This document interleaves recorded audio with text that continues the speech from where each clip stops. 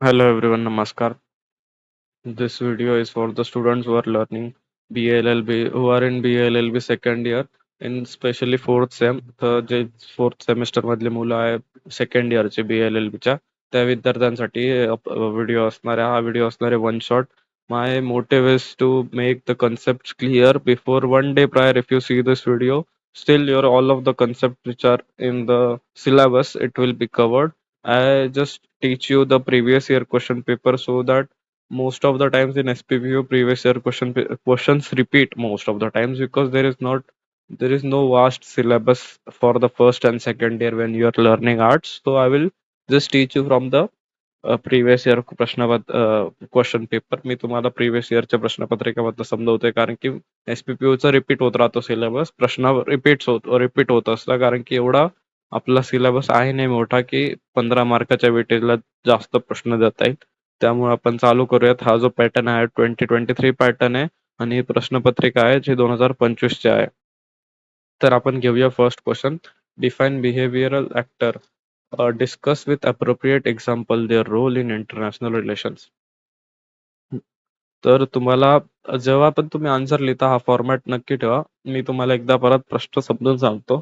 याचा अर्थ असा होतो की आंतरराष्ट्रीय संबंधामधील वर्तणूकवादी घटक ह्याचा जे बिहेवियरल ऍक्टर्स म्हणजे इंटरनॅशनल रिलेशन्सला जे इन्फ्लुएन्स करतात, जे ऍक्टरचा काही जे घटक असतात समाजामधले ज्यांचा प्रभाव पडतो आंतरराष्ट्रीय संबंधांवर त्यांचा आपल्याला इथं अभ्यास करायचा. त्या आपण बघूयात.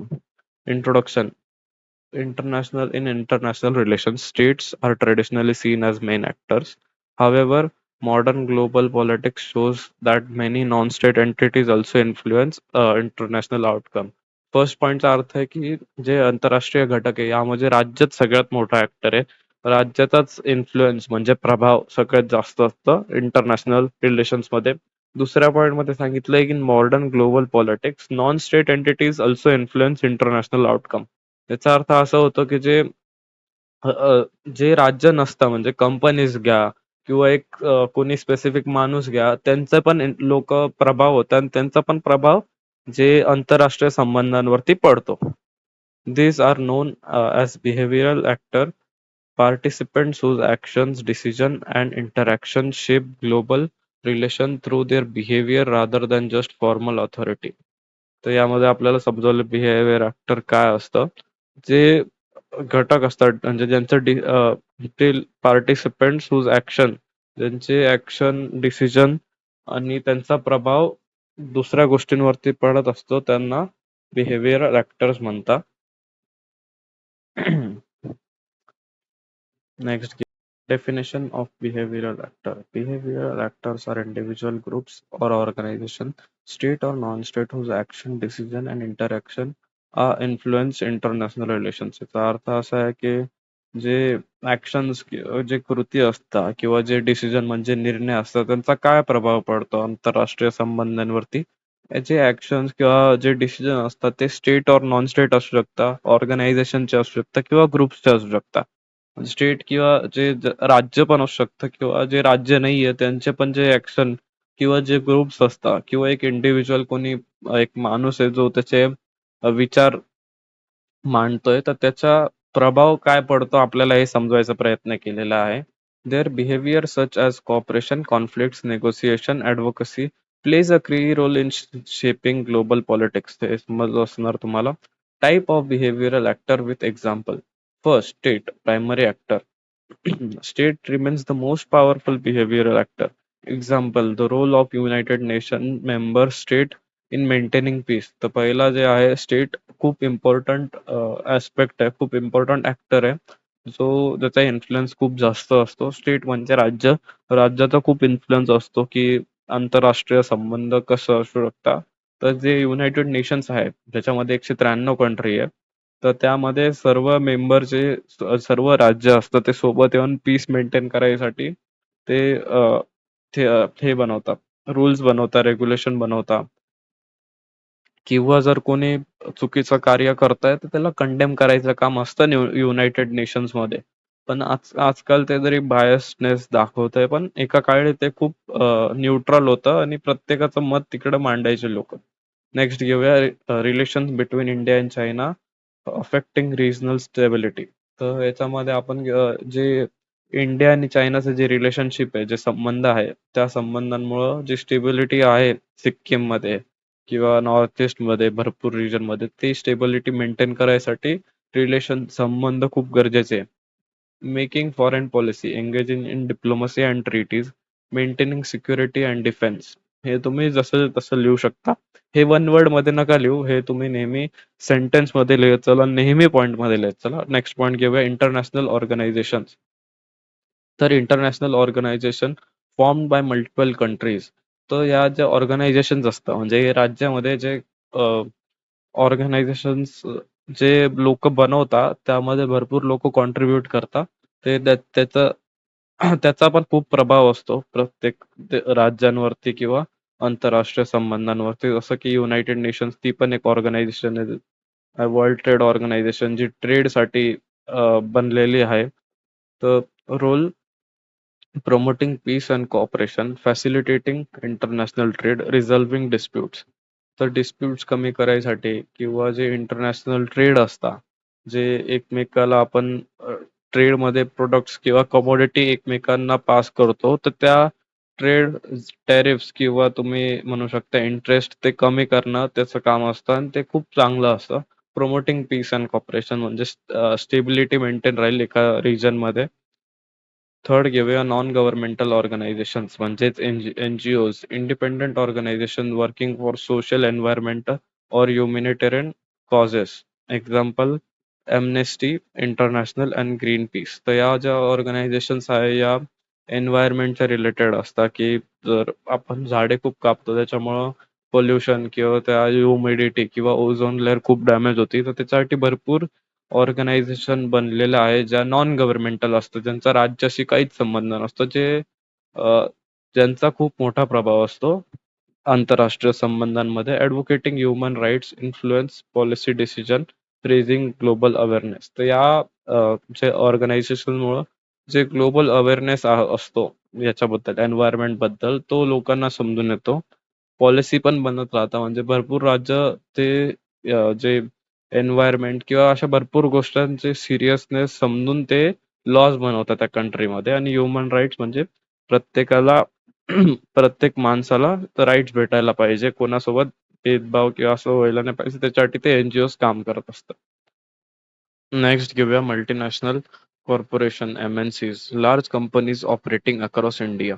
Example Apple, Tesla. तर भारताचं पण एक्झाम्पल घेऊ शकतो आपण, जसं की रिलायन्स घ्या किंवा आपण अदानी इंडस्ट्रीज घेऊ शकतो. रिलायन्स मेनली का घेऊ शकतो, कारण की ही खूप मोठी कंपनी आहे. From decades it is been the most biggest company in the India and in all over the world. तर याचा खूप इन्फ्लुएन्स असतो आंतरराष्ट्रीय संबंधांवर, कारण की रिलायन्स फक्त इंडियात नाही पण दुसऱ्या देशांमध्ये पण त्यांचं करार किंवा त्यांचं तिथं पण दुसऱ्या कंट्रीज मध्ये पण त्यांचा व्यापार असतो. त्यामुळे ते एका देशाच्या इकॉनॉमीसाठी खूप इम्पॉर्टंट होतं. आणि जर रिलायन्सला गव्हर्नमेंटने सपोर्ट नाही केला, तर जर ले ऑफ झाले रिलायन्समध्ये, तर याचा खूप मोठा इम्पॅक्ट होईल एका राज्यामध्ये पण आणि पूर्ण आंतरराष्ट्रीय घटकावरती पण, म्हणजे पूर्ण इंटरनॅशनल रिलेशन्स वरती पण त्याचा खूप फरक पडतो. त्यामुळे MNCs खूप इम्पॉर्टंट असतात.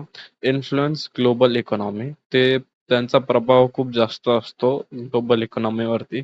अफेक्टिंग ट्रेड पॉलिसीज, त्यांचा जे ट्रेड असतो, जे व्यापार असतो एक प्रत्येक राज्याचा एक दुसऱ्यासोबत, त्याच्यावरती खूप प्रभाव असतो. Shaping labour and environmental standards, जे लेबर म्हणजे जे कामगार लोक आहेत त्याच्यासाठी जे मिनिमम वेजेस ऍक्ट किंवा एन्व्हायरमेंटचे जे स्टँडर्ड असतात ते मेंटेन करण्यासाठी पण MNC खूप गरजेचं असतं. Individuals and leaders, influential personalities can significantly impact international relations. ज्यांचा एका पर्सनॅलिटीचा काय प्रभाव असू शकतो, एका पर्टिक्युलर माणसाचा प्रभाव इथं समजायचा प्रयत्न केला जो आंतरराष्ट्रीय घटक मध्ये होऊ शकतो. तर एक्झाम्पलमध्ये नरेंद्र मोदी आणि ग्रेटा थनबर्ग. तर नरेंद्र मोदी इंडियाचे प्राईम मिनिस्टर आहे. त्यांचा खूप प्रभाव आहे युनायटेड नेशन्समध्ये पण, मध्ये पण, युरोपमध्ये पण. त्यांनी एका टायमिंगला मध्ये प्रचार केला होता डोनाल्ड ट्रम्पसाठी. तो पण खूप प्रभावशाली ठरला होता. ग्रेटा थनबर्ग एक एन्व्हायरमेंटल ऍक्टिव्हिस्ट आहे, जी अवेअरनेस फैलवती अ, जी अवेअरनेस पसरवती सॉरी ते अवेअरनेस म्हणजे जागरूकता, कसं एन्व्हायरमेंट तुम्ही प्रोटेक्ट करायला पाहिजे त्याबद्दल. Leadership in diplomacy, mobilising public opinion, driving global movements. तर हे तुम्ही जसंचे तसंच लिहा. Media and public opinion. Media platforms and public perception also act as behavioral actors. Example, global influence of platform like BBC and CNN. Media से स्टेटची fourth pillar असते गव्हर्नमेंटची. तसंच पूर्ण प्रभाव खूप जास्त असतो मीडियाचा पूर्ण आंतरराष्ट्रीय संबंधांवरती. जर तुम्हाला तुमच्या कंट्रीची रेप्युटेशन कशी आहे दुसऱ्या राज्यात, तुम्हाला जर ते बघायचं असेल, तर तुम्ही कोणचं पण एका कंट्रीचं आर्टिकल बघू शकता तुमच्या राज्याबद्दल, की तिथले लोक काय विचार करता आणि तेच विचार जे त्यांचे डिप्लोमॅट्स आहेत ते मांडतात. तर मीडियाचा खूप इन्फ्लुएन्स असू शकतो. शेपिंग नरेटिव्ह म्हणजे ते लोकांना अ, विचारधारा बदलू शकतं लोकांच्या. जे इन्फ्लुएन्सिंग गव्हर्नमेंट डिसिजन, त्यांचा किती प्रभाव असतो जे राज्याच्या डिसिजन वरती, ते बदलू शकता सरकारच्या डिसिजन वरती. Raising awareness and global issues, तर ते कसे काय अवेअरनेस रेज करता, जागरूकता कसे पसरवता on global issues. Role of behavioural in international relations. Policy influence, तर कशा पॉलिसी ज्या बनवतं सरकार ते कशा प्रभावशाली असतात. ज्या NGOज किंवा NMC जे पॉलिसी बनवतात त्यांचा सरकारला कसं प्रभावित करतात आणि ते सरकार त्यानुसार कसं निर्णय देते. कन्फ्लिक्ट अँड कॉपरेशन, जे states and organisation manage conflict and alliance, जे राज्य आणि जे ऑर्गनायझेशन असतात ते कसं काय एका रिजन मध्ये पीस आणि स्टेबिलिटी मेंटेन ठेवता. Global governance, international institutions regulate global issues like climate and trade. जे जागतिक अडचणी असतात जसे की व्यापार आणि क्लायमेट, नैसर्गिक, त्यांना कसं टॅकल करायचं, रेग्युलेट करायचं, हे याच्यामध्ये ग्लोबल गव्हर्नन्स मध्ये येतं. Economic integration, cooperation drive globalisation and interdependency. तर प्रत्येक राज्याचे एकमेकावरती इंटरडिपेंडन्सी असते, प्रत्येकाला एकमेकांवरती अवलंबन असावं लागतं. तर हे कसं ते कॉपरेशन वाढवायचं, म्हणजे संबंध कसे चांगले करायचे, हे इकॉनॉमिक इंटिग्रेशन मध्ये येतं. Awareness and advocacy, individual and media brings attention to global challenges. जे इन्फ्लुएन्शियल, जे प्रभावशाली लोक असतात किंवा जी मीडिया असते, ते त्यांचं ते खूप इम्पॉर्टंट असतं, कारण की ते अटेन्शन आणतात जे जागतिक अडचणींवरती. त्यामुळे लोकांना अवेअरनेस असते एका कंट्रीमध्ये किंवा रिजन मध्ये. जागरूकता असते, जागरूकता पसरल्या जाते. कन्क्लुजन हे तुम्ही वाचून घ्या, कन्क्लुजन पूर्ण.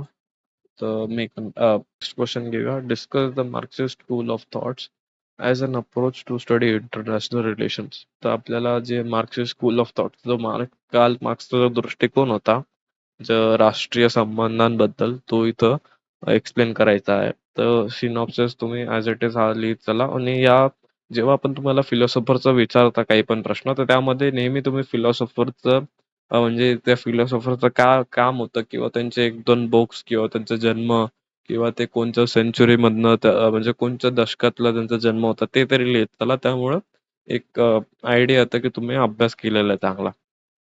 इंट्रोडक्शन घेऊया.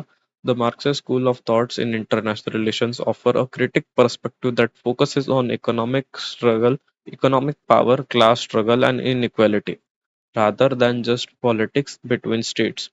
त्यामध्ये जे मार्क्स स्कूल ऑफ थॉट्सचा जो फोकस असतो, तो पर्टिक्युलरली आर्थिक शक्ती किंवा वर्ग संघर्ष किंवा जे असमानता असते एका सोसायटीमध्ये, त्यावरती असतो. त्यांचा राजकारण किंवा राज्यावरती फोकस नव्हता. त्यांना समजायचं होतं की कसा स्ट्रगल करता लोक एक सोसायटीमध्ये. It argues that global relations are shaped by capitalism and exploitations, where powerful countries and corporation dominate weaker ones. तर यामध्ये त्यांनी एक्सप्लेन केलेलं आहे की जे पॉवरफुल राज्य असतात जे ते कसं काय गरीब राज्यांवरती डॉमिनेट करता, ते कसं त्यांचा किती प्रभाव असायचा. कॅपिटलिझम म्हणजे भांडवलशाही आणि ते कसं शोषण करायचे, एक्सप्लॉयटेशनचा अर्थच शोषण. ते कसं काय जे कंट्री जे राज्य होते, जे गरीब राज्य होते, त्यांचं कसं त्या लोकांचं कसं शोषण करायचे हे आपल्याला पूर्णपणे समजवायचा प्रयत्न केलेला आहे. About Karl Marx given next. तर हे जे होते हे फिलॉसॉफर होते कार्ल मार्क्स. तर Karl Marx from 1818 to 1883 was a German philosopher, economist and revolutionary thinker. यांची क्रांतिकारी विचारधारा होती आणि एक जर्मन फिलॉसॉफर होते. He is best non for his work in life the communist manifesto and Das capital. तर हे बुकचं नाव तुम्ही लक्षात ठेवा, नक्की लिहा. Marks focused on how economic system shape society and politics. त्यांनी समजवलंय की इकॉनॉमिक सिस्टीम म्हणजेच आर्थिक सिस्टीम असते ती कशी काय एका सोसायटीला आकार देते आणि कसं ते राजकारण चालतं. His ideas from the basis of Marxism which critique capitalism and highlights class conflicts. तर भांडवलशाहीवरती यांचा मेन फोकस होता. ते खूप चांगला त्यांनी एक फिलॉसॉफी दिली होती पूर्ण भांडवलशाहीवरती. आणि जे क्लास कॉन्फ्लिक्ट म्हणजे ते वर्ग संघर्ष होता, जे त्यांचं शोषण व्हायचं त्याबद्दल त्यांनी एक्सप्लेन केलेलं आहे. तर आपण नेक्स्ट घेऊया. Key ideas of Marxist theory in international relation. Class struggle. Society is divided in two parts. Bourgeoisie, rich owner of production, and proletariats, working class. In international relations, this extend globally, where rich nations exploit poor nation. तर यामध्ये दाखवलेलं आहे जे rich nations असतात, जे प्रभावशाली राज्य असतात, ते गरीब राज्यांना खूप शोषण करतात त्या लोकांच्या कामासाठी. Example, developed countries benefiting from cheap labour and in developing countries. तर जे डेव्हलप्ड कंट्रीज होता आधी, जसं की युके होतं स्पेसिफिकली, तर ते साऊथ आफ्रिका किंवा बाकीच्या राज्यांमधनं लोक त्यांना इकडं एक्सप्लॉइट करायला, शोषण करायला इकडं आणायचे, त्यांच्याकडनं काम करून घ्यायचे आणि तसे ते एक डेव्हलप्ड कंट्री बनले in the 19th and 20th century. Capitalism and exploitation म्हणजेच भांडवलशाही आणि शोषण. Capitalism leads to unequal distribution of wealth. तर जे संपत्तीचं जे वाटणं असतं ते समानतेनुसार नाही झालं, त्याला कॅपिटलिझम म्हणतात. तर कॅपिटलिझम बेसिकली एक अशी कन्सेप्ट आहे ज्यामध्ये एक राज्याला रूल करणारी गव्हर्नमेंट नसती, पण बिझनेसमॅन असतात. तर जे बिझनेसमॅन त्या राज्याला रूल करतात आणि त्यांच्या प्रॉफिटसाठी ते लोकांना एक्सप्लॉइट करतात, लोकांचं शोषण करतात. याचा अर्थ कॅपिटलिझम असतो. Powerful countries dominate global market and resources. तर ज्यांचं जे म्हणजे जे राज्य असतात, जे शक्तिशाली राज्य असतात, ते डॉमिनेट करतात. ज्यांचं वर्चस्व असतं पूर्ण जागतिक जे गरीब देश आहेत त्यांच्यावरती, आणि ते त्यांचे रिसोर्सेस पण वापरतात आणि त्यांच्या मार्केटला पण त्यांचा खूप मोठा प्रभाव असतो त्यांच्या मार्केटवरती पण. मल्टीनॅशनल कंपनी जे होते, जे using low cost labour in poorer nations. जसं की आता जर एक्झाम्पल हा काळात, त्याच्या काळात पण होतं असं. साऊथ आफ्रिकामध्ये भरपूर लोक जे गरीब असतात, मग त्यांचं एक्सप्लॉयटेशन होतं, त्यांच्याकडनं कमी पैशात जास्त काम करून घेतं, कारण की त्या कंट्रीजमध्ये मिनिमम वेजेस नावाची कन्सेप्ट नसते. त्यामुळे इम्पेरियलिझमचा अर्थ मराठीमध्ये साम्राज्यवाद असा असतो. Capitalism, capitalist countries expand control over weaker regions for resources and market. तर याच्यामध्ये असं आहे की जे कॅपिटलिस्ट कंट्री असतात ते एक्सपांड करतात आणि त्यांचा कंट्रोल दाखवता जे गरीब देशांवर. जसं की इथं दाखवलंय, हे जे युके म्हणजे ब्रिटन बोलायचे त्याला 19th किंवा त्याच्या आधीच्या सेंचुरीमध्ये. तर त्यांचा कसा डॉमिनन्स होता दुसऱ्या मार्केटवरती, त्यांचं वर्चस्व कसं होतं. जसं की भारतावरती पण त्यांनी रूल केलं होतं, ऑस्ट्रेलियाच्या इथं पण तेच रूल करायचे, आणि जे कॅनडा होतं तिथं पण त्यांनी रूल केलाय, साऊथ आफ्रिकेमध्ये पण त्यांनी रूल केलेला आहे. तर हे आपल्याला हेच दाखवतं की जे डॉमिनंट कंट्री आहे, अ, त्यांचा कसा प्रभाव राहायचा. This create dependency and under development. Colonialism in Asia and South Africa and Africa by European powers. म्हणजे जे आफ्रिका आहे आणि जे एशिया आहे, जे एशिया खंडात आणि आफ्रिका खंडात जे काय कोलोनियलिझम झालं होतं, जे युरोपच्या देशांनी केलं होतं, हे इथं समजवायचा प्रयास केलेला आहे. नेक्स्ट पॉइंट घेऊया, ग्लोबल इनइक्वालिटी अँड डिपेंडन्सी. जे जागतिक असमानता असती ते इथं दाखवणार आहे. The world is divided into core developed countries and periphery developing countries. Developed countries and developing countries मध्ये world divided आहे. Poor nation depends on rich nations economically. Example, developing countries relying on foreign investments and loans. तर जे developing countries आहे, जसं India पण एक developing country आहे. आता आपण कधी कधी ज्या मल्टीनॅशनल कंपनीज असतात त्या डिपेंड असतात फॉरेन लोन्स वरती किंवा फॉरेन इन्व्हेस्टमेंट वरती, कारण की त्यांचा खूप फरक पडतो एका राज्यावरती. आणि जे डेव्हलप्ड कंट्रीज असतात त्यांचा खूप इन्फ्लुएन्स असतो पूर्ण मार्केटवरती. नेक्स्ट पॉइंट घेऊया, role of Marxism in understanding international relations. Highlights economic factors over political power. तर मार्क्सिझम जे कार्ल मार्क्स आहे त्यांनी जे आपले आर्थिक जे फॅक्टर्स आहे, आर्थिक सिस्टीम त्यांना जास्त प्रायोरिटाईज केलंय, त्यांना जास्त इम्पॉर्टन्स दिलेलं आहे पॉलिटिकल राजकारण पॉवर पेक्षा. Explains global inequality and exploitation. जे जागतिक जे इनइक्वालिटी होती, असमानता आणि वर जे शोषण करायचे लोकांचं, ते एक्सप्लेन केलेलं आहे. Critics globalisation as benefit the riches. तर जे ग्लोबलायझेशन आहे, जे ट्रेड असतो किंवा जे व्यापार, जे करार, ट्रीटीज व्हायच्या, त्या कसं काय जे जे पैशावाले लोक होते त्यांच्या फेवरमध्ये असायच्या, ते एक्सप्लेन केलेलं आहे. Focuses on power of corruption and capitalism system. ते दाखवतं की कोणच्या पण कसं सरकारला ते पैसे देऊन किंवा घूस देऊन ते इन्फ्लुएन्स करायचे, त्यांचा कसा प्रभाव राहायचा. आणि कॅपिटलिस्ट जे लोक म्हणजे जे बिझनेसमॅन आहे त्यांचा कसा प्रभाव होतो, आजकाल पण त्यांचा कसा प्रभाव होतो आपण ते बघू शकतो सरकारवरती. तर कार्ल मार्क्सने त्या 19th सेंचुरीमध्ये हे सर्व समजवलेलं आहे. हे तुम्ही ही कन्सेप्ट खूप इम्पॉर्टंट आहे लॉ साठी. आपल्याला लेबर लॉ मध्ये पण यांचा खूप मोठा रोल होता. तर तुम्ही हे कन्क्लुजन वाचून घ्या नक्की.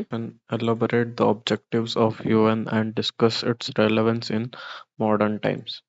तर यामध्ये आपल्याला जे ऑब्जेक्टिव्स आहे युनायटेड नेशन्सचे ते समजवायचं आहे आणि आत्ता मॉडर्न टाइम्समध्ये त्यांचं काय रिलेव्हन्स आहे ते आपल्याला इथे समजावचं आहे. तुम्ही सिनॉप्सिस सेम फॉर्मॅट फॉलो करत जा.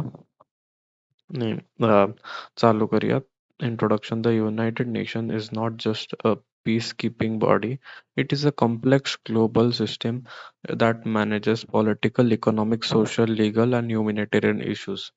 ही एक जी बॉडी आहे ही फक्त पीस मेकिंग साठी नाही, पण पॉलिटिक्स पण मॅनेज करते, इकॉनॉमी पण मॅनेज करते, ग्लोबल ट्रेड, एकमेकांसोबतचा जो व्यवहार असतो ते पण मॅनेज करते. आणि जे कायदे असतात किंवा कोणी एका देशात, एका राज्यात कोणावरती खूप अन्याय होतोय तर त्यांना पण ह्युमॅनिटेरियन इश्यूज पण तिथं प्रोटेक्ट केल्या जातात. जर कोणचा गरीब देश आहे तर त्यांची पण मदत केल्या जाते. जर कोणचा देश खराब काम करत आहे किंवा दुसऱ्यांवरती अटॅक करत आहे विदाउट एनी रिझन, तर त्यांना कंडेम पण केला जातं, त्यांची निंदा पण होती. To understand it deeply we need to look beyond objectives and explore its structure, functions, achievements, and challenges. It was formed in 1945 after World War II to prevent future wars and maintain global stability, replacing the earlier League of Nations. तर हे second world war झालं तर त्याच्यानंतर ला किंवा ब्रिटिशला किंवा पूर्ण युरोपला समजलं की सगळ्या कंट्रीज म्हणजे सगळ्या राज्यांनी मिळून सोबत संघटन बनवायची खूप आवश्यकता आहे, ज्यामुळं भविष्यात युद्धासारखी खराब स्थिती येणार नाही, युद्धामध्ये कोणी मरणार नाही आणि कोणत्याच राज्यासाठी ते वाईट होणार नाही. एक्सप्लॉयटेशन किंवा म्हणजे अनफेअर ऍडव्हान्टेजेस असं कोणत्याच देशासोबत व्हायला नाही पाहिजे. त्यामुळं त्यांनी युनायटेड नेशन्स 1945 मध्ये एस्टॅब्लिश केली after the world war two. give you next point. The United Nations is an international organization established to promote peace, security, cooperation amongst countries across the world. तर हे जे युनायटेड नेशन्स आहे peace security cooperation amongst the country म्हणजे बाकीच्या सर्व राज्यांमध्ये जागतिक जे राज्य आहे त्यांच्यामध्ये स्टेबिलिटी मेंटेन करण्याचं काम इथं करते. Objective of UN structure of United nations. The UN has six main organs: General Assembly. All 193 states participate. 193 राज्य आहे जे याच्यामध्ये भागीदार असतात. Discuss global issues and make recommendations. तर यामध्ये ना जे ग्लोबल इश्यूज आहे तर आता एक्झाम्पल इस्रायल पॅलेस्टाईनचा जे वाद आहे त्याच्यावरती प्रत्येक जण वोट करणार. जे 193 कंट्री आहे त्यांचं मत दाखवणार. तिथं तुम्हाला ऑप्शन भेटेल की तुम्ही एक तर त्या बिलच्या अगेन्स्ट आहे किंवा तुम्ही त्या बिलच्या फेवरमध्ये किंवा तुम्ही न्यूट्रल आहे. Security Council, responsible for peace and security. Five permanent member: USA, UK, France, Russia, China with veto power. Veto power चा अर्थ असा असतो की तुम्ही कोणचं पण बिल डिस्पोज करू शकता वेटो पॉवर असल्यानंतर, आणि हे परमनंट मेंबर आहे. यांना तुम्ही काढू नाही शकणार. हे जे आणि हे तुम्ही बघितलं तर सर्व डेव्हलप्ड नेशन आहे. म्हणजे जर रशिया बघितलं सोव्हिएट युनियनच्या टाइम पासून त्याच्यानंतर ते खूप डेव्हलप झाले. युके, फ्रान्स युरोपमध्ये ते पण खूप डेव्हलप झाले. युके जसं युएसए पण आधी फ्रान्सने कोलोनाइज केलं होतं त्यामुळे युएसए पण खूप डेव्हलप्ड होतं. नेक्स्ट पॉईंट घेऊया economic and social council focuses on development health education. तर हे जे तीन फॅक्टर्स आहे त्याच्यावरती फोकस करतं. International court settles dispute between countries. तर आपल्या ज्या राज्यांमध्ये एकमेकांचा वाद असतात ते या कोर्टमध्ये जे बायस नसतं म्हणजे कोणाच्या पण एक साइड न घेता ते निर्णय म्हणजे न्याय देते आणि एका राज्याला सांगते की जर ते चुकताय तर त्यांना कंडेम करते. तर इंडिया किंवा पाकिस्तानच्या काही अडचण आल्या मिलिटरी वाईज तर आपण इंटरनॅशनल कोर्ट ऑफ जस्टिस मध्ये जाऊन आपण तिथं आपलं डिस्प्यूट सांगू शकतो. Secretariat administrative body led by Secretary General. Trusteeship Council now inactive worked in decolonization. Next point give specific specialized agencies of the UN. These agencies handle specific global issues: World Health Organization, Global Health, UNICEF, Child Welfare, UNESCO, Education and Culture, international monetary fund, financial stability. तर UNICEF आहे ते child welfare म्हणजे मुलांचं अ, अ, कोणत्या देशात कोणत्या राज्यांमध्ये जर मुलांच्या खूप अडचणी आहे शिक्षणाबद्दल किंवा खाण्यापिण्याबद्दल तर त्याच्यावरती लक्ष ठेवते. ग्लोबल हेल्थ हे WHO तुम्हाला माहित असणार हे इंडेक्स काढते प्रत्येक राज्याचं की त्यांचं आरोग्य कसं आहे, तिथं राहणाऱ्या लोकांचं प्रोटीन इंटेक किती आहे, ते किती काप्स कंझ्युम करतात त्याबद्दल असतं. त्याच्यानंतर युनेस्को एज्युकेशन आणि कल्चर वरती असतं. एका कंट्रीचं काय कल्चर आहे, कोणत्या हेरिटेज मधनं ते बिलॉंग करतात ते समजा ते तिथं सर्वे खूप राज्यांमध्ये ते सर्वे करता आणि समजवतात. ते IMF फायनान्शियल स्टेबिलिटी कोणची पण कंट्री जर गरीब आहे एक्झाम्पल पाकिस्तान त्यांच्याकडे नेहमी भीक मागत राहतं तर तसंच त्या कंट्रीजला हेल्प करते international monetary fund. Next point घेऊया की function of UN in detailed. Peacekeeping and conflict resolution. Deploys forces in conflict zones, supervise ceasefire and elections. Example, mission in Congo and Lebanon. तर याच्यामध्ये ते पीस मेंटेन करायसाठी कॉन्फ्लिक्टला prevent करायसाठी स्वतःची army बेसतं स्वतःची जी army असते ती पाठवते UN. त्यामुळे युद्ध थांबू शकतं. सीज फायर करवते म्हणजे दोन राज्यांमध्ये किंवा दोनपेक्षा जास्त राज्यांना सोबत बसून त्यांना एकमेकांना समजून अ, एका मुद्द्यावरती अग्री करून घेतात. त्यानंतर युद्ध थांबून जातं किंवा इलेक्शन होतं की UN मध्ये इलेक्शन होता की कोण राईट आहे किंवा कोण कोणाच्या अगेन्स्ट 193 कंट्री मग मत देतात. जसं काँगोमध्ये चालू होतं लेबननमध्ये. लेबनन एक वेस्ट एशियाची एक राज्य आहे ज्याच्यामध्ये एक संघटन हमास नावाचं तिथं खूप व्हायलन्स ते खूप सपोर्ट करतात व्हायलन्सला. Humanitarian assistance food provides food, shelter, and medical aid, helps during war, disaster, crisis. Example, refugee support in Syria. तर हेच फूड आणि शेल्टर प्रोव्हाईड करता किंवा मेडिकल एड प्रोव्हाईड करता. आता इंडिया पण खूप प्रोव्हाईड करते दुसऱ्या कंट्रीला, जसं की टर्कीमध्ये किंवा अजून भरपूर व्हेरियस कंट्री, श्रीलंकामध्ये पण आपण प्रोव्हाईड केलं होतं, इराणमध्ये पण प्रोव्हाईड करतोय आता या वॉरच्या सिच्युएशनच्या टायमिंगला. पण आपलं UN पण प्रत्येक कंट्रीला जिच्या अडचणी चालू आहे त्या कंट्रीला सपोर्ट करण्यासाठी शेल्टर आणि मेडिकल असिस्टन्स प्रोव्हाईड करते. Human right protection monitors rights violation, promotes equality and justice. Next, achievement of UN helped prevent major world wars after 1945, contributed to eradication of smallpox, promote decolonization, freedom of many nations, advance global education, healthcare, and facilitated climate agreement.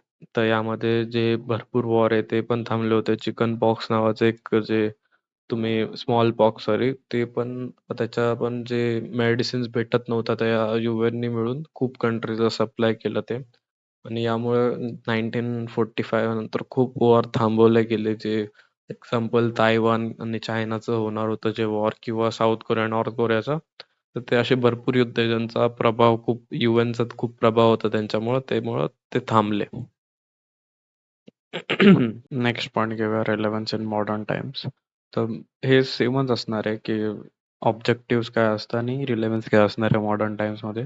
मी एकदा फक्त स्टार्टिंगचे points वाचून घेतो. Maintains world peace, helps during global problems, protects human rights, provides humanitarian aid. म्हणजे जे country earthquake, floods किंवा काही war, civil war जे असतं त्याच्यामधनं काही कंट्री सफर करतायत त्यांना मदत मदत करायचं काम UN करतं. प्रमोट डेव्हलपमेंट, तर डेव्हलपमेंट प्रमोट करतं भरपूर देशांमध्ये ज्या इकॉनॉमिकली वीक आहे.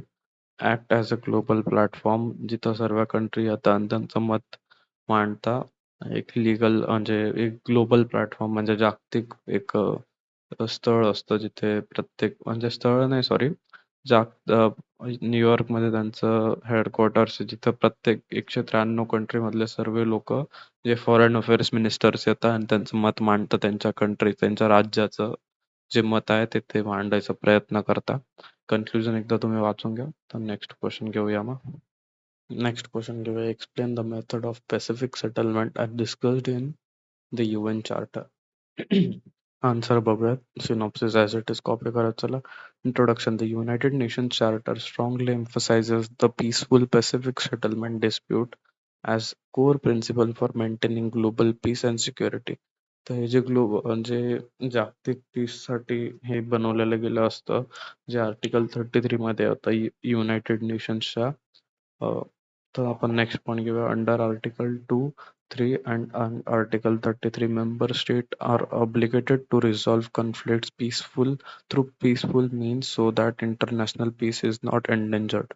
तर यामध्ये असं सांगण्याचा प्रयत्न केलाय की जे आर्टिकल 3 मध्ये त्याच्यामध्ये असं लिहिलेलं आहे की जे पण कंट्रीज पॅसिफिक ओशनच्या सराउंडेड आहे, त्यांच्यात काही भांडणं झाले तर त्यांनी शांततेत ते भांडणं मिटवायचा प्रयत्न करायला पाहिजे. त्यामुळं इंटरनॅशनल जो ट्रेड आहे, म्हणजेच जो आंतरराष्ट्रीय व्यापार आहे त्याला काही अडचण यायला नाही पाहिजे. These methods provide structured and lawful ways to prevent war and promote cooperation. ते प्रतिबंध लावतो युद्धावरती, युद्ध न करण्यासाठी खूप सहकार्य होतो या आर्टिकलमुळे, आणि कॉपरेशन प्रमोट करतं राज्यांमध्ये. नेक्स्ट घेऊया methods. Methods of Pacific Settlement Act under the UN Charter. Negotiation म्हणजेच negotiation is direct discussion between disputing parties without involvement of any third party.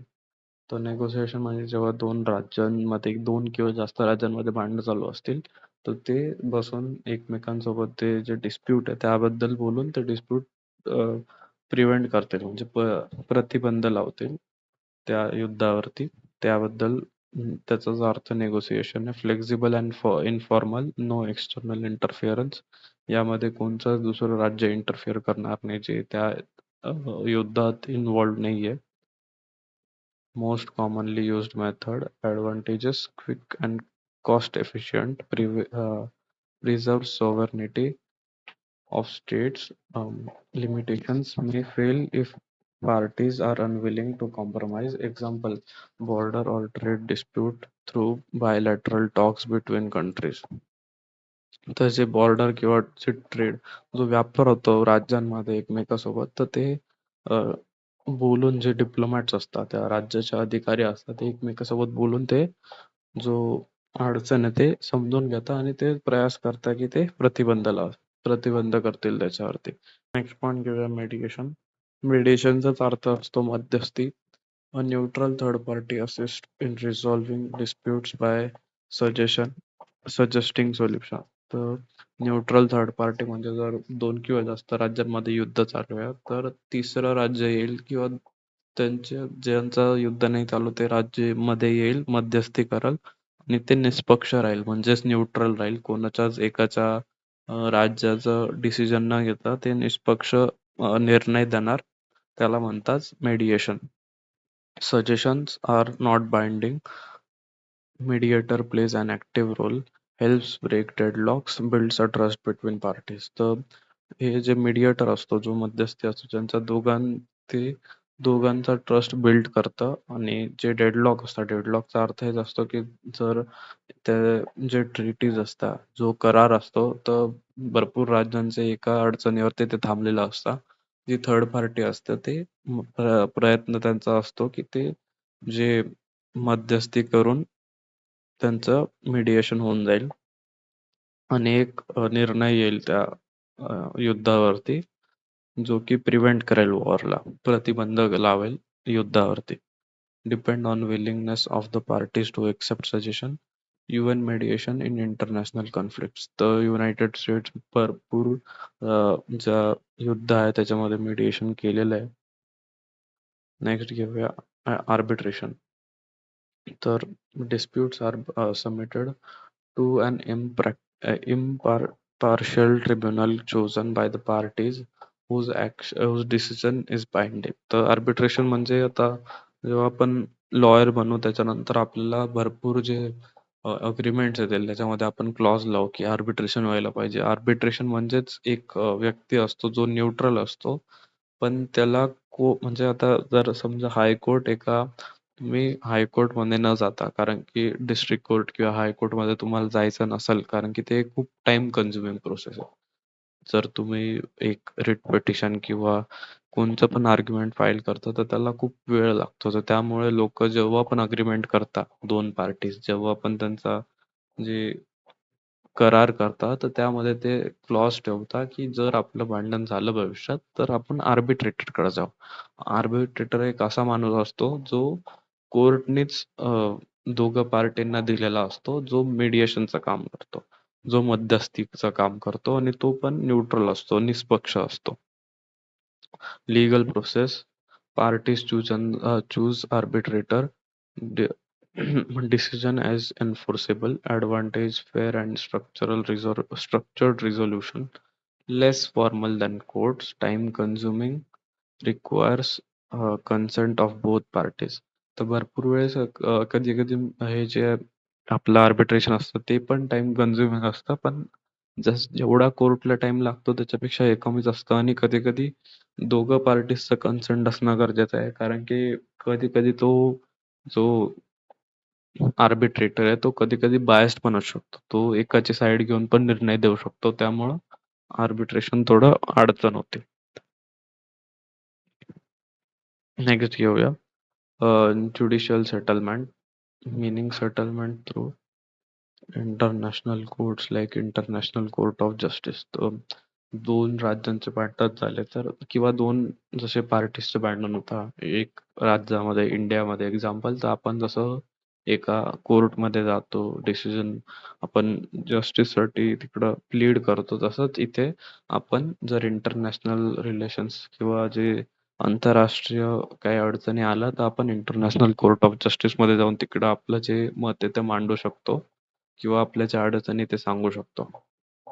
Based on international law, decisions are binding. Formal procedure advantages: ensures legal charity, promotes rule of law. Only states can be parties. Jurisdiction depends on consent. Territorial disputes decided by ICJ म्हणजे जे territorial dispute असतात दोन राज्यांचे जे जमिनीचे वाद असतात ते पण ICJ जे इंटरनॅशनल कोर्ट ऑफ जस्टिस मध्ये आपण डिस्कस करू त्याच्यावरती त्यांना न्याय भेटू शकतो. कन्सिलिएशन तर कन्सिलिएशन म्हणजे conciliation commission investigates the disputes and processes a settlement proposes a settlement. Sorry. Features combination of inquiry and mediation. Recommendation are not binding. तर यामध्ये जे कन्सायलेशन आहे कन्सायलेशन कमिशन एका मॅटरला इन्व्हेस्टिगेट करते. ते बघते की त्याचं रूट कॉज काय, त्याचा जन्म जे जो वाद आहे त्याचा जन्म कुठून होतो, त्याची काय चुकी होती आणि ते एक सेटलमेंट प्रपोज करता. म्हणजेच ते युद्ध किंवा काही पण अडचणी आहे त्याच्यावरती पीसफुल मेथड्सनी थांबवायचा प्रयत्न करता. Advantages encourage compromise, less rigid than arbitration, limitation no enforcement power. Next give inquiry. An independent body investigates facts of disputes to remove misunderstanding. तर जसं प्रत्येक देशात रॉ म्हणजे इंडियात जसं रॉ आहे तसं प्रत्येक देशात त्यांची इन्व्हेस्टिगेशन ब्युरो असते जी इन्व्हेस्टिगेट करते क्राईमला. तसंच इंटरनॅशनल रिलेशन्स मध्ये पण इन्क्वायरी करते. एक इंडिपेंडेंट बॉडी असते जी इन्व्हेस्टिगेट करते प्रत्येक फॅक्ट्सला, दुसऱ्या राज्यांच्या किंवा अडचणी कशामुळे निर्माण झाला ते बघते. Focuses on fact clarification, neutral investigation, builds transparency, reduces tensions. Limitation do not directly solve disputes. Next, give a role of UN Pacific settlement. In Pacific settlement, encourages use of peaceful methods under Article 33.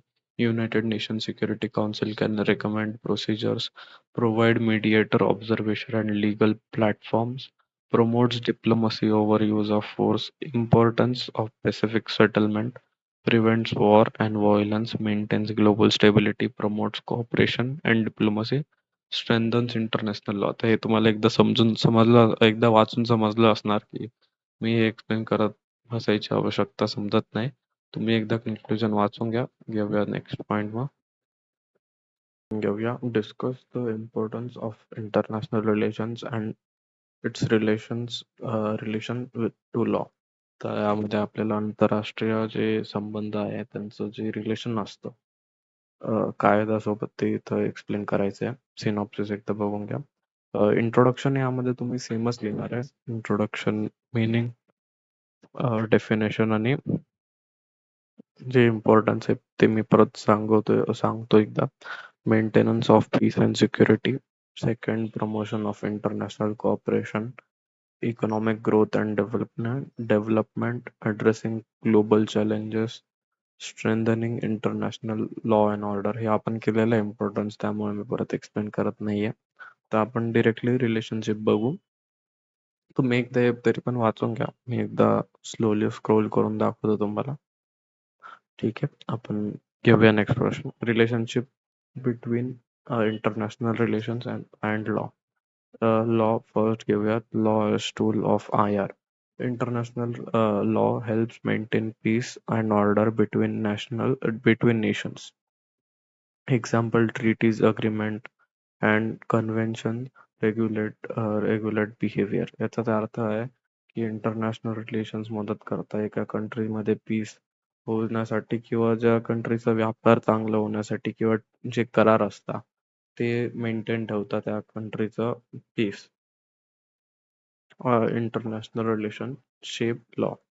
Powerful countries of and global politics influence how laws are made.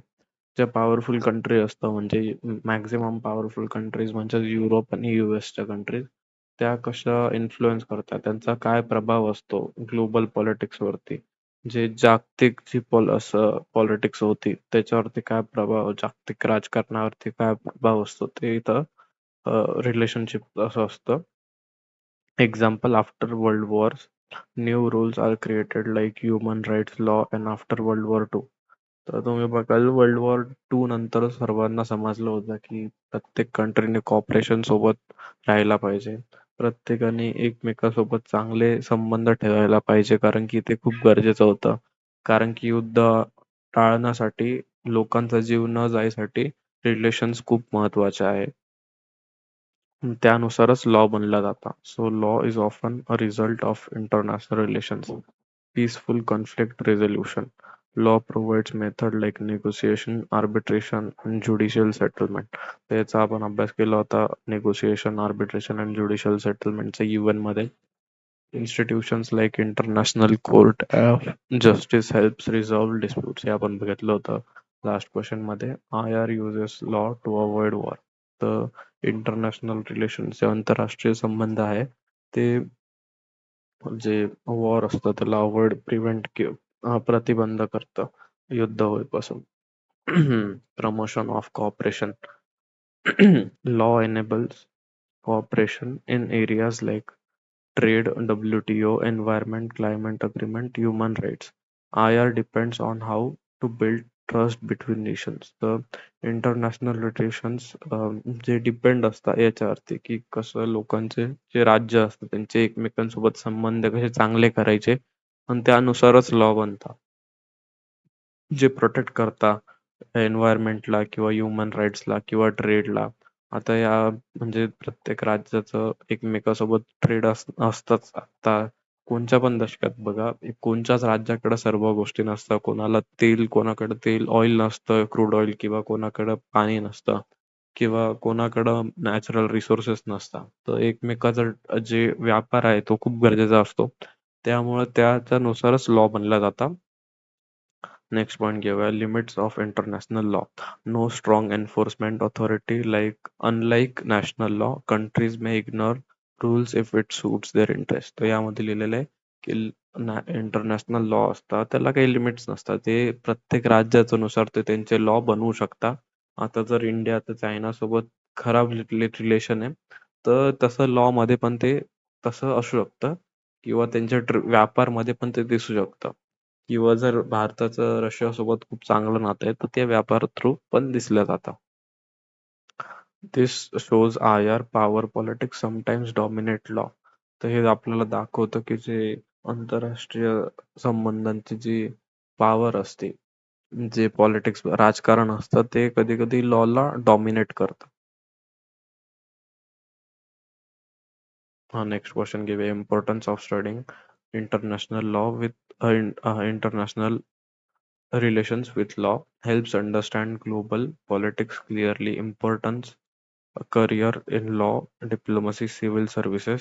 तर जे डिप्लोमॅट्स असतात गव्हर्नमेंटचे जे अधिकारी असतात तर ते UN मध्ये किंवा तेच आपल्या कॉन्स्टिट्यूशन मध्ये किंवा आपल्या जे ट्रीटीज असतात तेच साईन करतात. त्यामुळे लॉ फील्ड मध्ये खूप इम्पॉर्टंट आहे.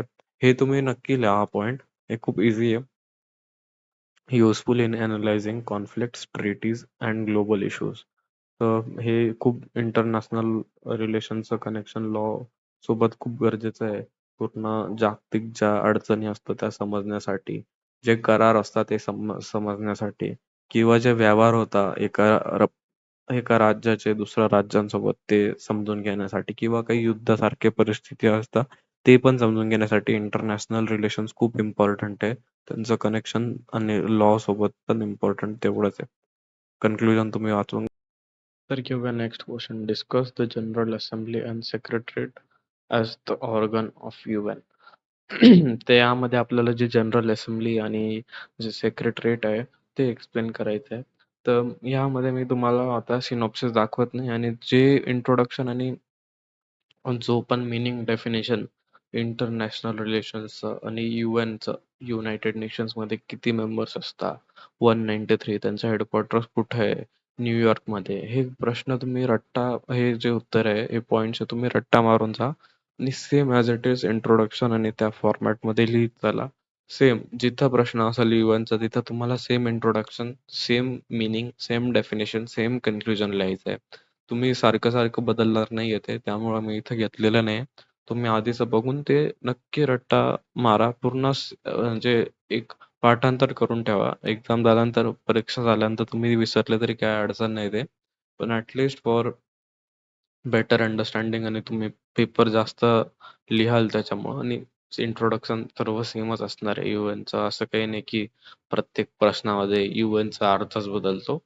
तर त्यामुळे चालू करूयात मग.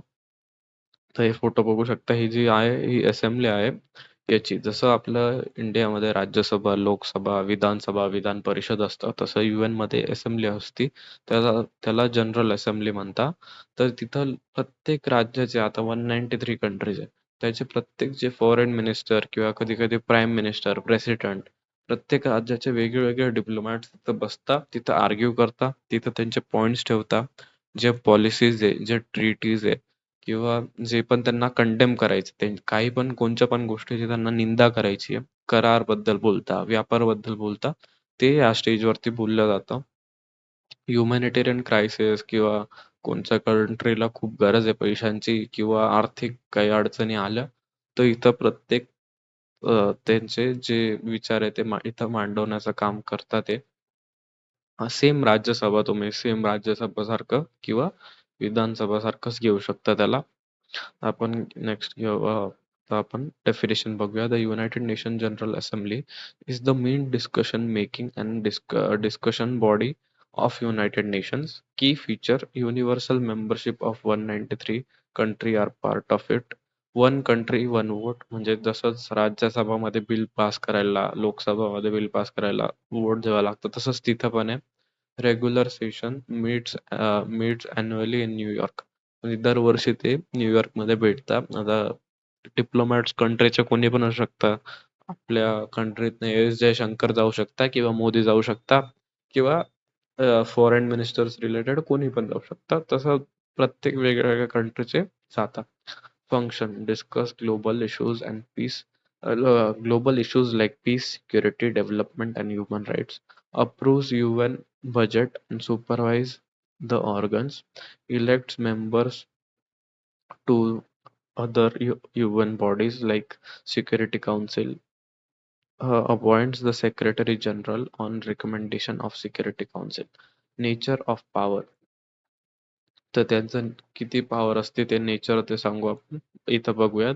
Mostly recommendatory, not legally binding, important for shaping global opinion and policy direction. In simple terms, the GA is like global parliament where all countries have a voice. तर हे पार्लमेंट सारखंच माझं म्हणायचा उद्देश होता. सभेसारखं असतं जिथं प्रत्येक देश त्यांचा विचार मांडतो. Secretariat. The United Nations Secretariat is the administrative and executive arm of United Nations. तर हे जे आहे हे तुम्ही बघू शकता. ही जी बिल्डिंग आहे न्यूयॉर्कमध्ये UN ची बिल्डिंग आहे, ज्याच्यामध्ये सर्व कंट्रीजचे जे पण डिप्लोमॅट्स आहेत ते येतात आणि त्यांचे विचार मांडतात येते. तर त्यांचं headquarters by the secretary general currently Antonio Guterres includes thousands of international staff working worldwide, headquarter in New York.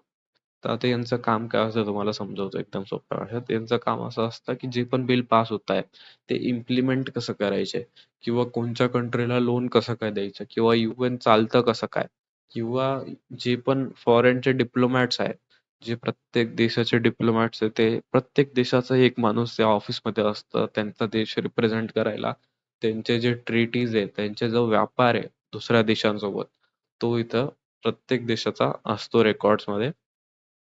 Functions बघूया.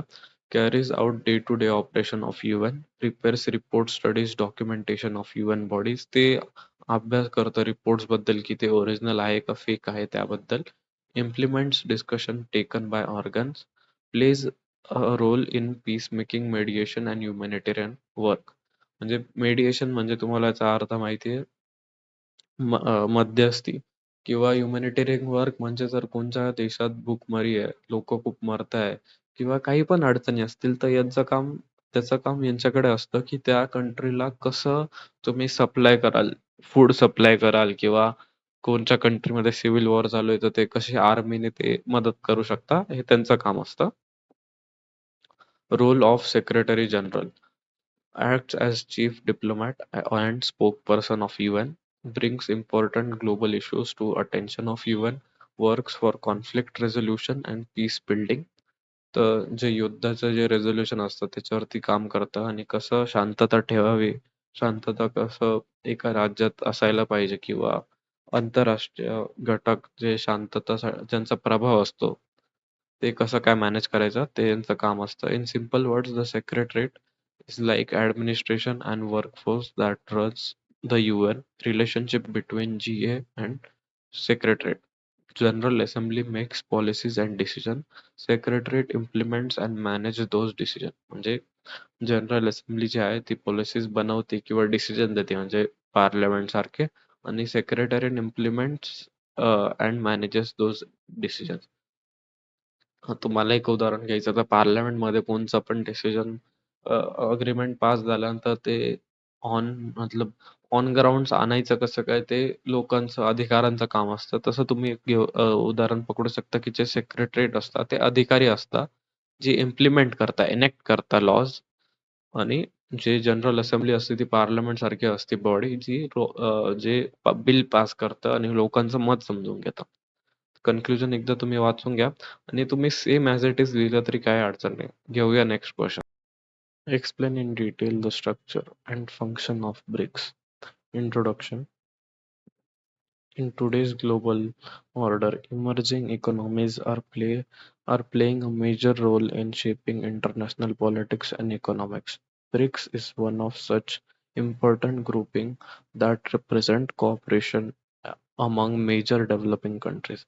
म्हणजे आजकालचा याचा अर्थ आहे की आजकालच्या ज्या जगात जे जागतिक जी पॉलिटिक्स आहे ती तिचा सगळ्यात जास्त प्रभाव जे डेव्हलप्ड कंट्रीज आहेत त्यांचा सगळ्यात जास्त प्रभाव असतो इंटरनॅशनल रिलेशन्स वरती. त्यामुळे ब्रिक्स ही अशी संघटना आहे जी कॉपरेशन आणि चांगला ट्रेड, चांगला व्यापार, चांगले करार, जे ट्रीटीज आहे एकमेकांसोबत किंवा एक करन्सी त्याच्या यूज साठी ब्रिक्स ही असोसिएशन फॉर्म केली होती. Meaning and definition. BRICS stands for Brazil, Russia, India, China, South Africa. BRICS was formally formed in 2009. जेव्हा 2009 मध्ये ब्रिक्स फॉर्म झाले होते तेव्हा एस नव्हता ते ब्रिक होता. साऊथ आफ्रिका 2010 मध्ये जॉईन झाले त्याच्यानंतर ते ब्रिक्स झाला. The term was first coined by Jim O'Neill in 2001. Definition: BRICS is an informal group of major emerging economies that cooperate on economic, political, and social issues to promote multipolar world order, development, and global stability. तर हे जे global stabilities किंवा जे करार जो व्यापार होतो एकमेकांसोबत त्यासाठी हा जो ग्रुप आहे तो फॉर्म झाला होता. Structure of BRICS. तर हे जे आहे ते हेडक्वार्टर्स ब्रिक्सचं जे रशियामध्ये आहे. BRICS does not have a rigid structure like UN but follows a flexible and cooperative framework. तर मी एक मला सोप्या भाषेत समजायचा प्रयत्न करतो की ब्रिक्स असोसिएशन काय आहे.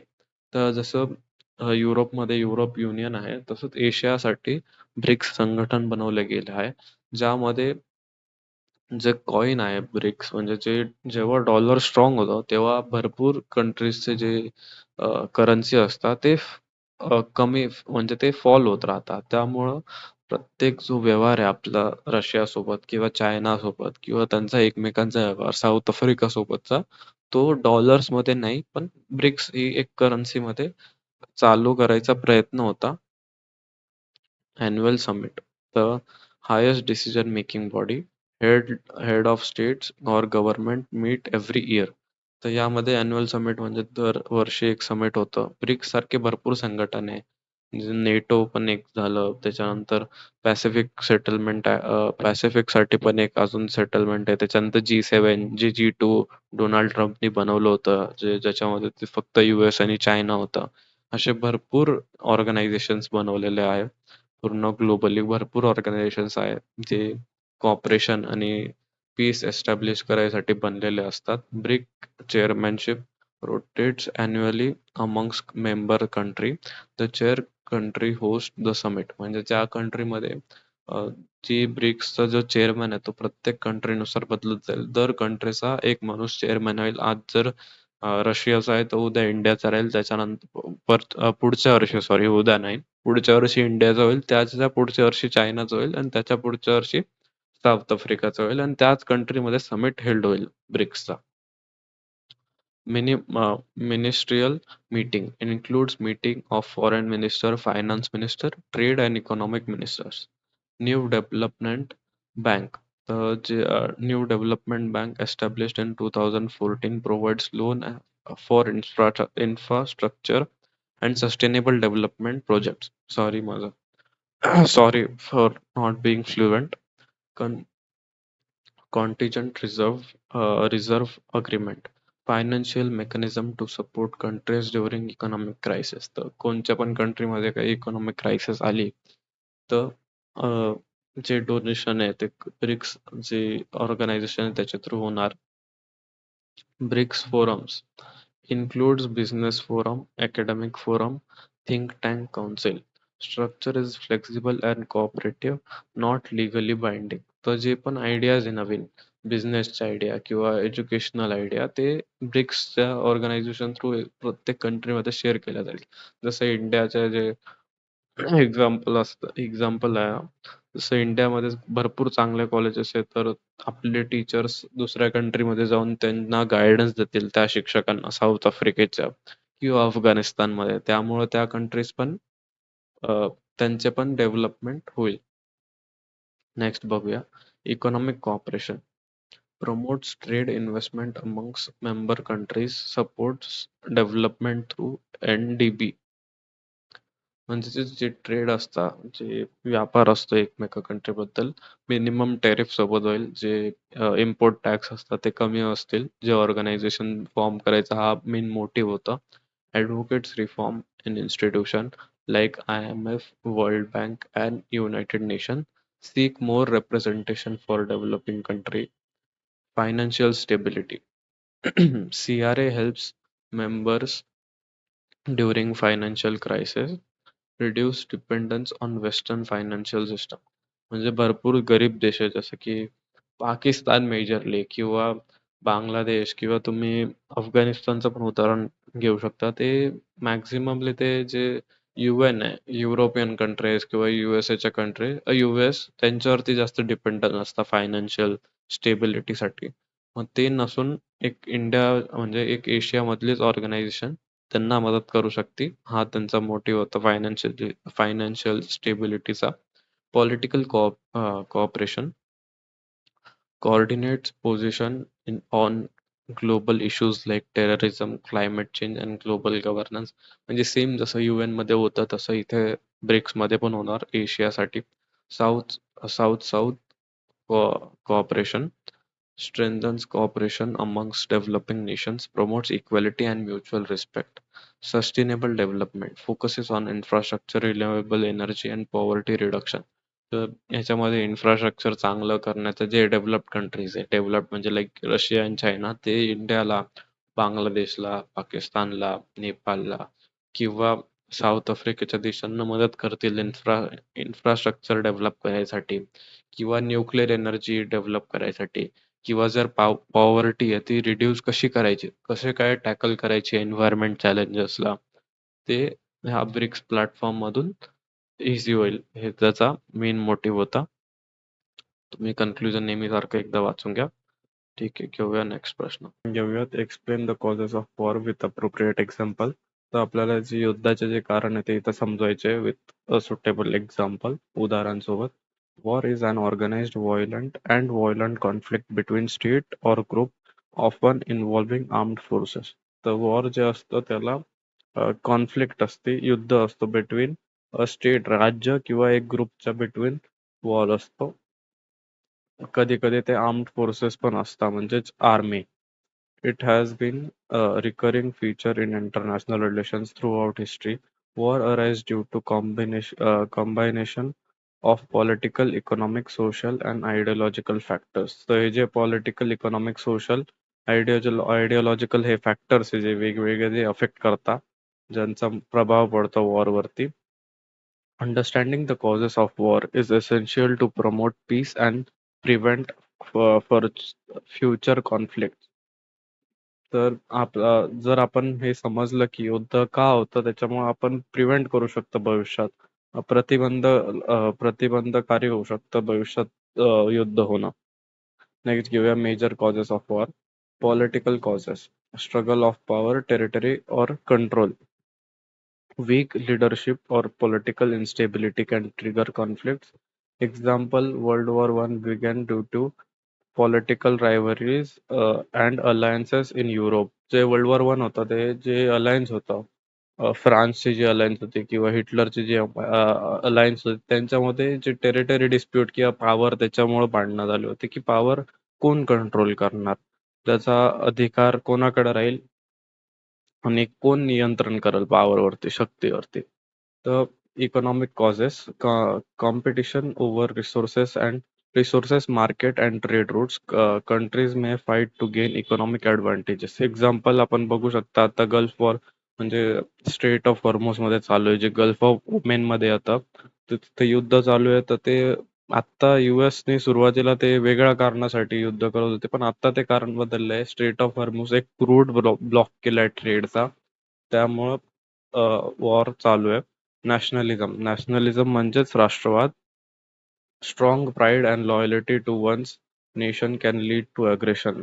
जर कोणी जास्त देशभक्त, खूप चांगला देशभक्त असला आणि दुसरा कोणी त्याच्या जर देशाचा अपमान करत असेल ते पण एक अग्रेशन होऊ शकतं, त्यामुळे पण भांडणं होऊ शकतं. डिझायर फॉर इंडिपेंडन्स और expansion. Example, nationalist tension contributed to world war two. World war two मध्ये लोक खूप प्राईड होती, लोकांना खूप पेट्रियटिझम होतं, म्हणजे देशभक्ती खूप होती, त्यामुळे त्यांना आवडत नव्हतं की दुसरं कोणी त्यांच्या देशावरती रूल करेल, त्यामुळं अशी परिस्थिती निर्माण झाली होती. नेक्स्ट बघूया ideological differences, conflict between different political or economic system. Example, Cold War due to capitalism and communism. Cold war म्हणजे शीत युद्ध, जे युद्ध असतं जे खूप शांततेत म्हणजे दोन राज्य एकमेकांसोबत ऑन लँड तर फाईट नाही करणार, पण ते जे ट्रीटीज आहे किंवा त्यांचा ट्रेड आहे, जो व्यापार होतो, जे करार असतात ते ते खारिज करतील आणि ते ट्रेड होणार नाही त्या दोघं कंट्री मधून. त्याला कोल्ड वॉरची परिस्थिती पण म्हणू शकतो आपण. नेक्स्ट पॉइंट घेऊया religious and ethnic conflict. Differences in religion और ethnicity can make deep division. Example, crusades between Christians and Muslims. तर ख्रिश्चन आणि मुस्लिम कंट्रीमध्ये हे होतच राहतं. म्हणजे जर तुम्ही बघू शकता इस्रायलमध्ये किंवा पॅलेस्टीनमध्ये किंवा इराण, त्यांचा खूप इम्पॅक्ट असतो त्या कंट्रीजवरती. प्रत्येक रिलीजनचं जे रुरल असतात ते ट्राय करता की त्यांचा प्रभाव पडेल लोकांवरती आणि ते रिलीजन चेंज करतील. Countries built up military power, increasing chance of war. Example, arms competition between before World War One. त्यामध्ये कोणत्या कंट्रीकडे जर न्यूक्लिअर पॉवर आली किंवा कोणत्या कंट्रीकडे चांगला डिफेन्स, चांगलं कोणते इक्विपमेंट आले तर त्यामुळे पण वॉर होऊ शकतं, कारण की ती कंट्री दुसऱ्या राज्यावरती अटॅक करण्याची संभावना वाढते, त्यामुळे पण कॉन्फ्लिक्ट होऊ शकतं फ्युचरमध्ये. Failure of diplomacy. When negotiations and peaceful method fail, war may occur. Example, failure of diplomacy led to Russia-Ukraine conflict. तर जे रशिया आणि युक्रेनमध्ये जे युद्ध चालू आहे 5-6 वर्षापासून, ते याच कारणामुळे होतं की डिप्लोमसी ते पूर्णपणे फेल झाली.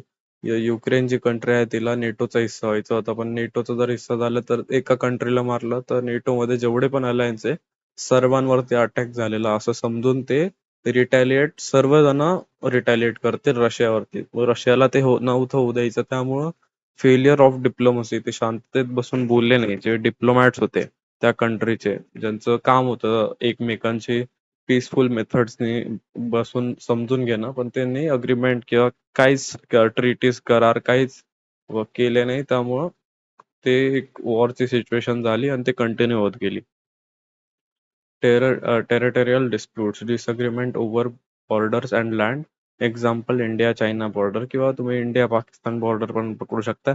आता हे खूप मी शॉर्ट मध्ये समजवलेलं आहे. याचा फक्त हे माझा हेतू हाच आहे की फक्त तुम्हाला समजेल. तुम्ही एक्झाम मध्ये जाऊन एवढं इनफ नाही आहे यासाठी. तुम्हाला थोडं एक्स्ट्रा लिहायला लागणार आहे.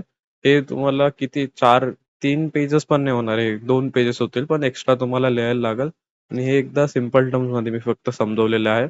म्हणजे माझा मोटिव्ह हाच आहे की तुम्हाला फक्त कन्सेप्ट समजून द्या ना. तुम्हाला हे याच्यावरती वाचन करावं लागेल. त्यानंतर तुम्ही एक्झामला अपियर करा. कन्क्लुजन एकदा. नेक्स्ट क्वेश्चन किंवा elaborate the different types of diplomacy. Introduction. Diplomacy is the art and practices of managing international relations through negotiation and dialogues. तर जे नेगोशिएशन्सलाच मराठीत वाटाघाटी म्हणतात. जे दोन किंवा जास्त राज्यांच्या एकमेकांसोबत जे वाटाघाटी असतात किंवा जे कन्व्हर्सेशन असतात त्यांनाच डिप्लोमसी म्हणतात. ते राज्यातले जे डिप्लोमॅट्स आहे ते करतात. डिप्लोमसीला मराठीत मुद्देगिरी असं म्हणतात. पण त्याला डिप्लोमॅट जे असतात त्यांना राजदूत असं म्हटलं जातं. तर प्रत्येक राज्याचे जे राजदूत असतात ते एकमेकांसोबत कनेक्शन एक वाटाघाटी करतात आणि त्यानुसारच जे करार असतात जेव्हा ट्रीटीज साइन होता आणि ट्रेड होतं एकमेकांमध्ये व्यापार होतो. It is crucial role in maintaining It plays a crucial role in maintaining peace, cooperation, and understanding among nations. Over time, diplomacy has evolved into different forms based on needs and situations. तर याच्यामध्ये दिलेलं आहे की diplomacy need आणि situation गरजेनुसार पण आणि परिस्थितीनुसार पण बदलत जाते. आज जर मला तेलची गरज आहे तर मी इराण सोबत किंवा सौदी अरेबियाच्या कंट्री सोबत चांगलं बोलणार. पण तेच जर तेल मला रशियाकडनं भेटतंय तर माझे जे नातं आहे त्यांच्यासोबत ते खराब होऊ शकतात. मग इंडियाचे जे नाते आहे ते दुसऱ्यांसोबत ते सिच्युएशन्स वरती डिपेंड करतात. कोणचीच कंट्री कोणच्याच दुसऱ्या कंट्री वरती फेवर करत नाही. माणुसकीच्या नात्याने कोणीच एकमेकाची मदत करत नाही. डिप्लोमसी मध्ये फक्त आणि फक्त रिलेशन बघितलं जातं फायद्याचे. कोणाला किती फायदा होईल आणि काय यांच्यासोबत नातं किती चांगलं करायचं आणि आपला किती फायदा होईल मॅक्झिमम तेच लक्ष असतं सगळ्यांचं. Each type of diplomacy serves a specific purpose in international relations. Diplomacy, simple meaning. Diplomacy is the way countries communicate, negotiate, and maintain relations with each other to peacefully to solve problem and protect their interests. ते meaning होता तुम्ही एकदा परत वाचून घ्या. Types of diplomacy. Traditional bilateral diplomacy conducted between two countries involve embassies of and official representatives. म्हणजे जे US चे रिलेशन्स आहे इंडिया सोबत ते एक बायलॅटरल त्याच्यामध्ये दोन पार्टीज इन्व्हॉल्ड असतात ते झालं bilateral diplomacy. Multilateral diplomacy involves many countries at once, usually conducted through international organizations like United Nations. Example UN meeting and global summit. तर यामध्ये भरपूर दोन पेक्षा जास्त राज्य इन्व्हॉल्ड असतात आणि यामध्ये आता तुम्ही UN मध्ये बघू शकतात की पूर्ण जे जागतिक वेगवेगळे राज्य आहे ते सोबत एकत्र येऊन त्यांचे मत तिथं दर्शवतात. Summit diplomacy. Direct interaction between head of states or government, quick decision making at the highest level. तर समिट म्हणजे प्रत्येक जी ऑर्गनायझेशन असते किंवा एक राज्याचे संघटन असतात जे भरपूर राज्य सोबत येऊन बनवतात तर त्याचे समिट्स होतात. तर प्रत्येक देशांमध्ये म्हणजे जर G20 मध्ये 20 देश आहे तर प्रत्येक देशात समिट होणार आणि प्रत्येक देशात जे डिप्लोमॅट्स आहे जे राजदूत असतील ते दरवर्षी ज्या देशात जातील आणि त्यांचे मत किंवा जे वेलफेअर किंवा पीस मेंटेन करण्यासाठी कॉन्फ्लिक्ट रिझोल्युशन साठी तिथं मदत करतील किंवा ट्रीटीज बनवतील जे व्यापारात मदत करतात. Parliamentary diplomacy conducted through international parliamentary bodies focuses on discussion and debate. UN general assembly session. तर यामध्ये आपण बघू शकतो UN मध्ये जर कोणचं राज्य चुकीचं काम करतंय तर कंडेम करता येतं UN मध्ये म्हणजे त्या राज्याची निंदा करता येते. 193 कंट्री तर ते मत देतात. तर प्रत्येक कंट्रीला एक वोट द्यायचा अधिकार असतो. मग ते जे डिप्लोमॅट असतात जर कोणावरती अन्याय होतोय तर ते त्या राज्याचा आवाज ते डिप्लोमॅट्स, ते राजदूत तिथं आवाज उचलतात त्या राज्यांचा. हे UN असेंब्लीमध्ये आपण बघू शकतो. आपण बघितलं होतं आधीच्या क्वेश्चन मध्ये, public diplomacy aimed at influencing foreign policy opinion, used media uses media culture and communication, cultural exchange, international broadcasting. म्हणजे भरपूर देशांमध्ये आपण एक दुसऱ्याचं कल्चर शेअर करतो, जसं जापानीज लोक त्यांचं कल्चर शेअर करतात, किंवा जसं इंडियाचं नेपाळचं जसं रिलेशन आहे की आपण आपलं कल्चर एकमेकांसोबत शेअर करतो. एक चांगलं उदाहरण असू शकतं. Economic diplomacy focuses on trade, investment and economic cooperation, helps in development and growth. Example trade agreement between countries. तर याच्यामध्ये इकॉनॉमिकली दुसऱ्या जी इकॉनॉमिकली वीक कंट्री आहे तिला आपण मदत करू शकतो. भरपूर देश असे ज्यांना आपण मदत केली आहे, जसं की बांगलादेश आहे, नेपाळ आहे, त्याच्यानंतर म्यानमार आहे. तर आपण त्या कंट्रीजला इकॉनॉमिकली आर्थिक मदत करतो पैशानुसार किंवा एज्युकेशननुसार किंवा व्यापारासाठी. Cultural diplomacy promotes a country's culture, values, and tradition abroad. Example: yoga promotion by India worldwide.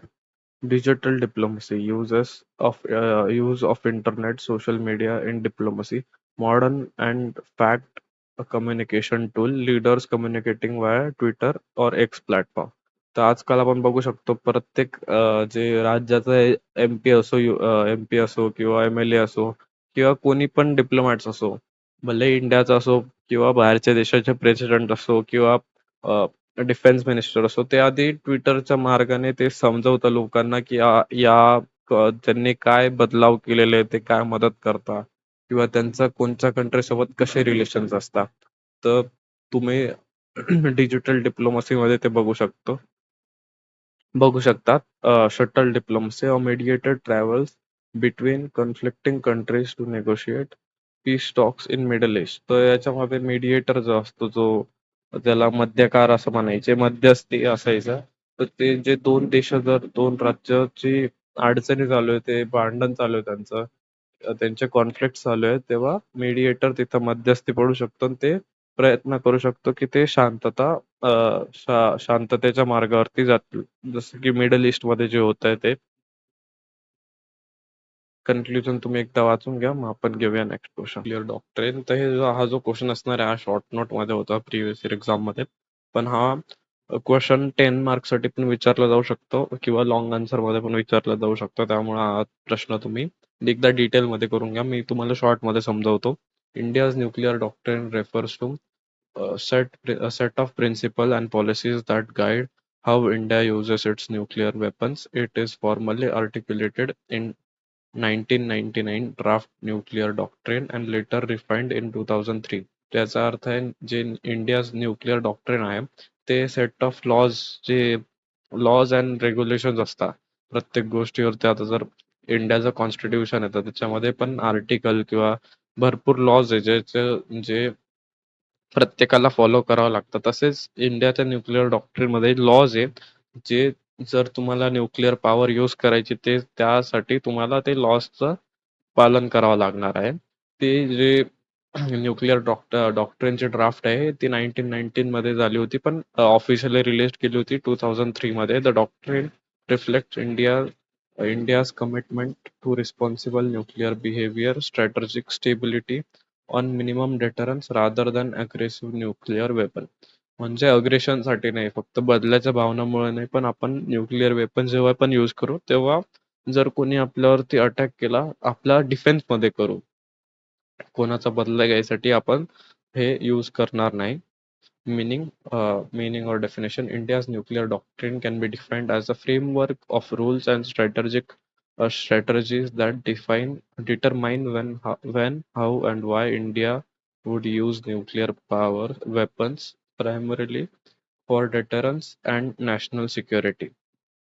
तर यामध्ये रूल्स फ्रेमवर्क आहे, रूल्स आणि स्ट्रॅटर्जीजचं, की आपण आपले न्यूक्लिअर वेपन कधी, का आणि कोणत्या गरजेमुळे यूज करू शकतो, तसं लिहिलेलं ते एक लॉ बनवलेला असतो.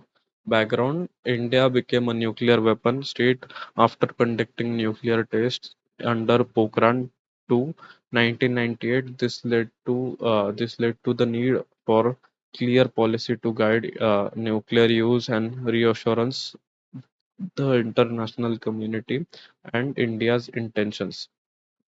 Main feature of India's nuclear doctrine: no first use policy. India follows no first use policy, meaning India will not use nuclear weapons first in any conflict. म्हणजे इंडिया पहिले कधीच जे न्यूक्लिअर वेपन आहे कधीच attack करणार नाही. आपण जे करू ते डिफेन्स मध्ये करू. Nuclear weapons will only be used in रिटॅलिएशन if India attacked with nuclear weapon. Credible minimum deterrent. India believes in maintaining a minimum number of nuclear weapons required to deter enemies, not an arm race, enough capacity to respond effectively, focus on security, not aggression. याचा अर्थ असा आहे की India म्हणजे we don't need many weapons but we have enough to protect my our self. म्हणजे आपल्याला जास्त weapon लागत नाही. न्यूक्लिअर वेपन भरपूर व्हरायटीज आपल्याला लागत नाही. आपल्याला तेवढंच लागतंय जेवढं आपल्या एनिमीला आपण घाबरू शकतो. त्याचा तो अर्थ होतो. आणि मॅसिव्ह रिटेलिएशन घेऊया. If India attack is India If India is attacked with nuclear power, it will respond with massive retaliation. The aim is to inflict unacceptable damage on the attackers.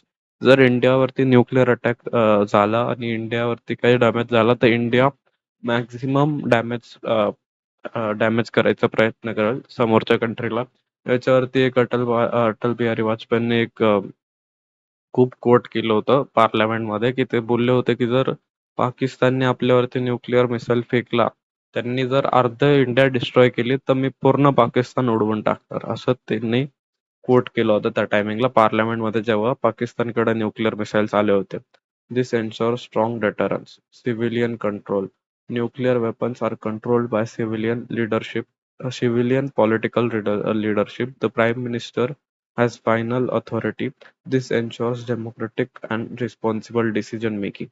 तर यामध्ये जे प्राईम मिनिस्टर असतात त्यांचा अधिकार असतो nuclear weapons use वरती. तर तुम्ही डायरेक्टली त्यांना you have the ability to question the nuclear head, nuclear commanding head, or the prime minister who are in the final authority to use the nuclear weapons. Nuclear trade. A trade.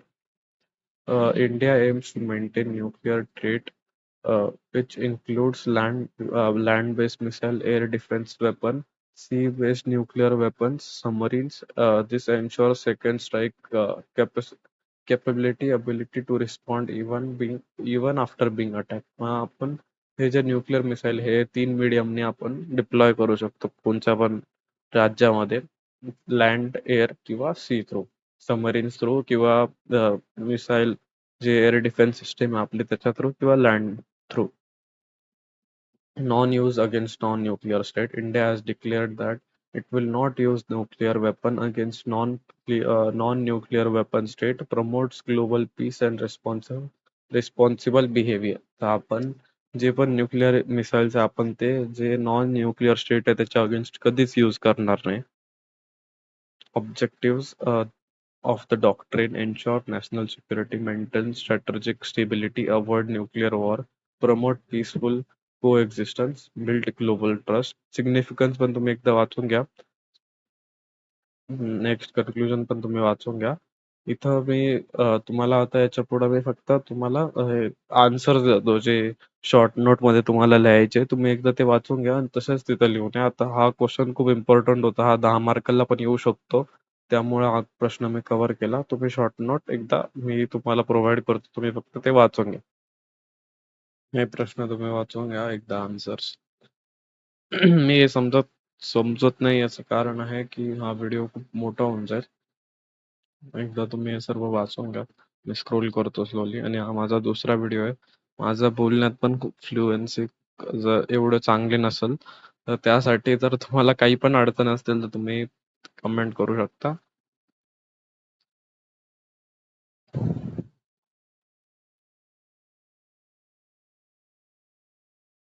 हा जो प्रश्न आहे south Asian association हा पण खूप important आहे. आपण नक्की करून जा. ठीक आहे. थँक्यू.